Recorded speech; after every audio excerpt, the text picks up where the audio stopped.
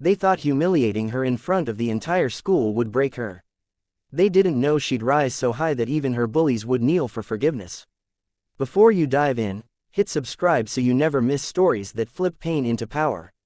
When Mia Alvarez walked into Westbridge High's auditorium that morning, she had no idea her life was about to shatter and rebuild itself into something no one could have predicted, not even the bullies who thought they ruled the school.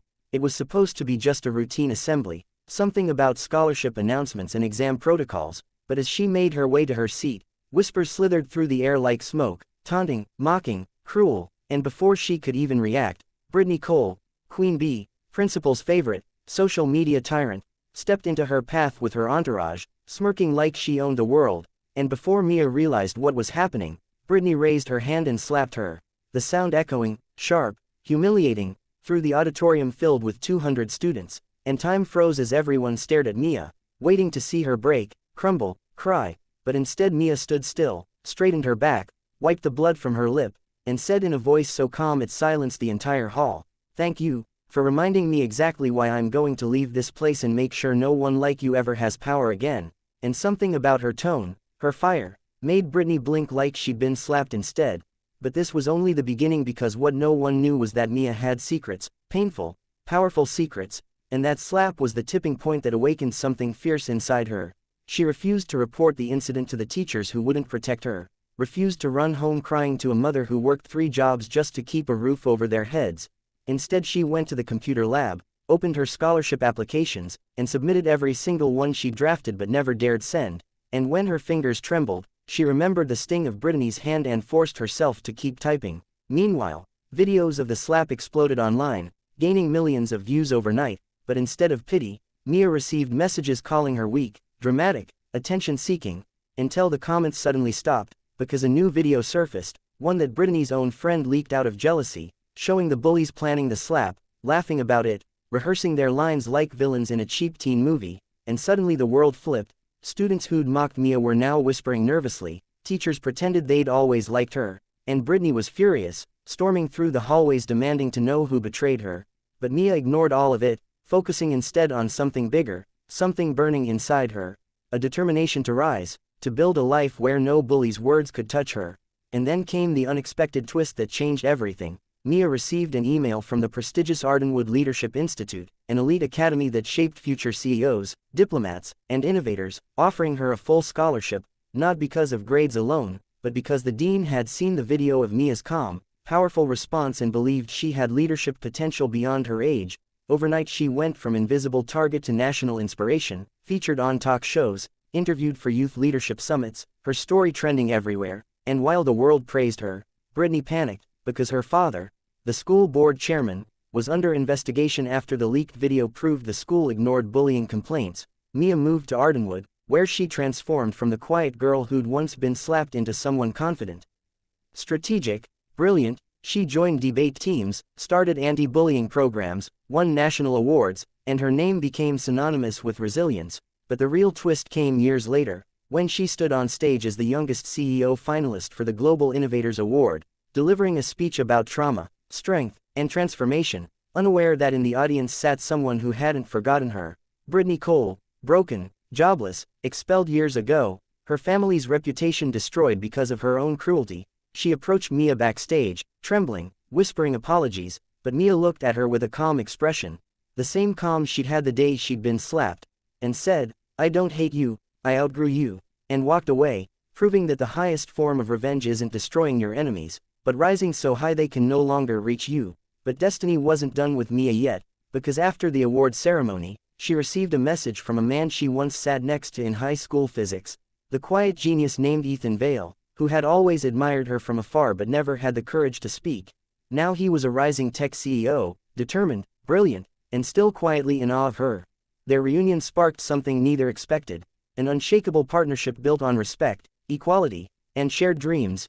Together they launched educational platforms, created safe school programs across the country, and rewrote the narrative for millions of bullied teens.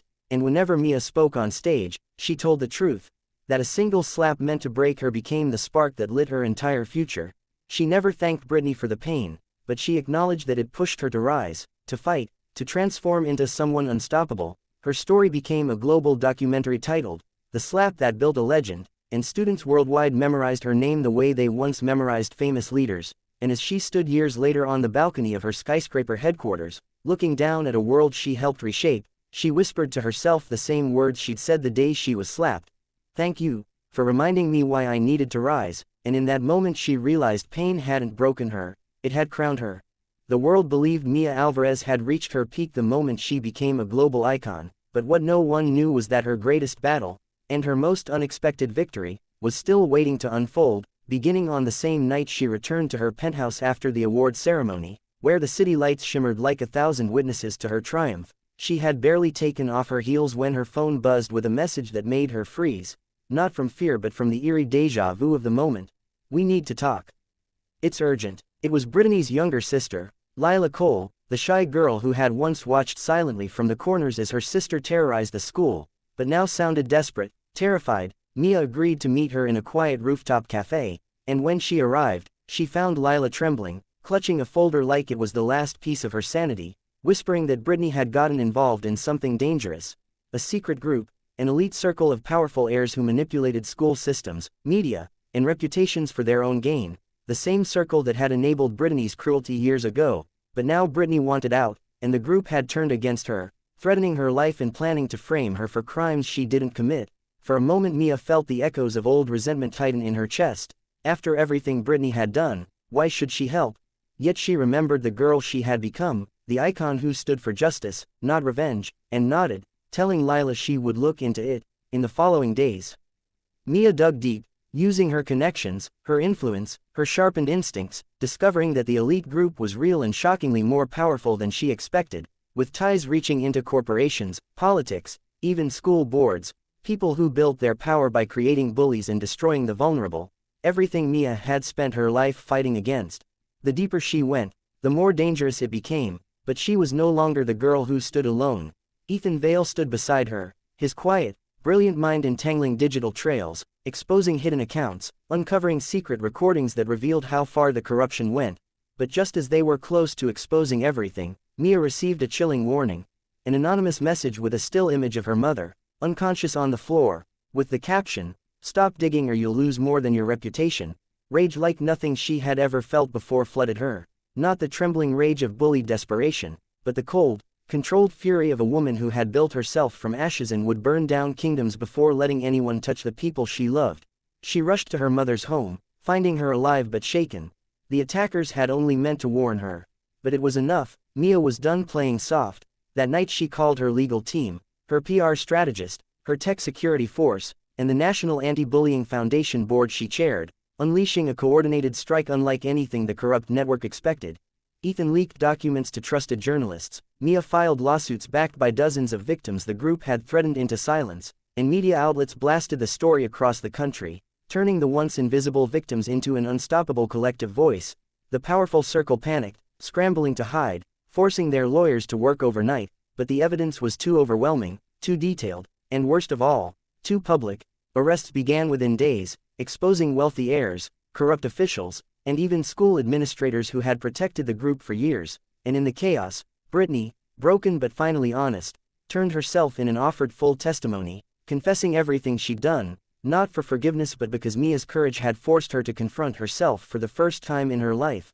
The trial shook the nation, and Mia was called to testify, standing before the courtroom with the same calm she had held the day she was slapped in front of 200 students, telling the world that bullying wasn't just schoolyard cruelty, it was a system, a cycle, built on silence and protected by power. And the courtroom fell silent, some jurors wiping tears, realizing the girl who had once been humiliated had become a force capable of rewriting the entire narrative of justice. The guilty verdicts came swiftly, and when the final leader of the corrupt circle was sentenced, Mia felt a weight lift she didn't even know she had been carrying for years. Afterward, she visited Brittany, not out of obligation, but closure, and found her in a quiet rehab center, fragile, sober, sincere. Brittany whispered that Mia had saved more than just her life, she had saved her soul, and for the first and last time, the two girls who had once stood on opposite sides of cruelty sat together in silence, neither friends nor enemies, just two human beings shaped by the same storm. That night, Mia returned to her office where Ethan waited, and as he wrapped his arms around her, he told her something that stunned her completely.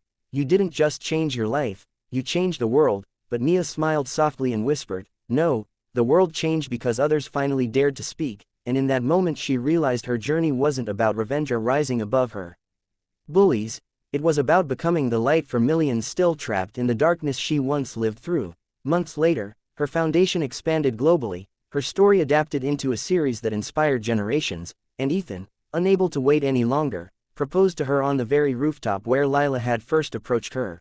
With city lights reflecting in Mia's eyes like the fire that had carried her through every battle, she said yes with tears in her eyes, knowing her story had started with a slap meant to destroy her, but ended with a legacy that would outlive every bully, every scar, and every shadow. Mia Alvarez, the girl once mocked, slapped, humiliated, had become a name whispered with respect, awe, and hope across the world, proof that the moment someone tries to break you can become the exact moment you begin to rise.